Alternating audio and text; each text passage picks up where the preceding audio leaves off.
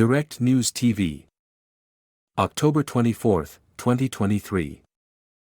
Russia-Ukraine War, List of Key Events, Day 609. Fighting. Russia continued to pound the shattered eastern Ukrainian city of Avdiivka, but Ukrainian officials said heavy losses had forced them to switch to air attacks. Oleksandr Shtupin, spokesperson for Ukraine's southern group of forces, told national television that Russia dropped about 40 guided aerial bombs in 2 nights. But the number of ground assaults has been reduced. Shtupin said about 2,400 Russians had been killed or wounded over the previous 5 days of fighting in the Donetsk region.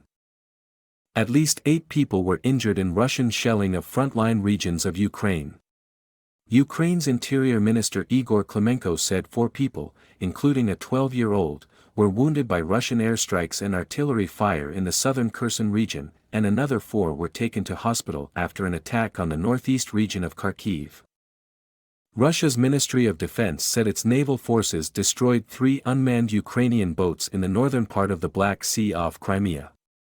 Moscow annexed the peninsula in 2014. Ukrainian President Volodymyr Zelensky told a security conference in Prague that Kyiv would keep up military pressure on occupied Crimea, having shattered the illusion of Russia's domination of Crimea and the Black Sea. Zelensky said that the Russian fleet was no longer capable of operating in the western part of the Black Sea and was gradually retreating from Crimea. He did not offer evidence for the claim. More than half the members of Ukraine's newly formed Siberian Battalion are Russian citizens, the Reuters news agency reported. The Russian recruits to the 50-strong battalion are mainly Siberia's indigenous people and want to fight Russian imperialism, Reuters said, citing a Ukrainian military officer who preferred not to be named.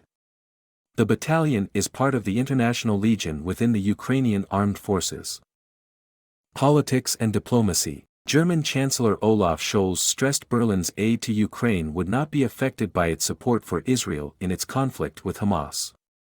Speaking at a German-Ukrainian business forum attended by Ukrainian Prime Minister Denis Shmyhal and joined virtually by President Zelensky, Scholz said Kyiv would have assistance, from the economy to weapons, for as long as necessary. Shmyhal said Ukraine expects Germany to provide it with an additional €1.4 billion to enhance its air defenses and help it get through a second winter at war with Russia. Moldova blocked access to more than 20 Russian media websites, including RT, NTV and other prominent outlets, saying they had been used as part of an information war against the country. The Russian Foreign Ministry branded the move a hostile step.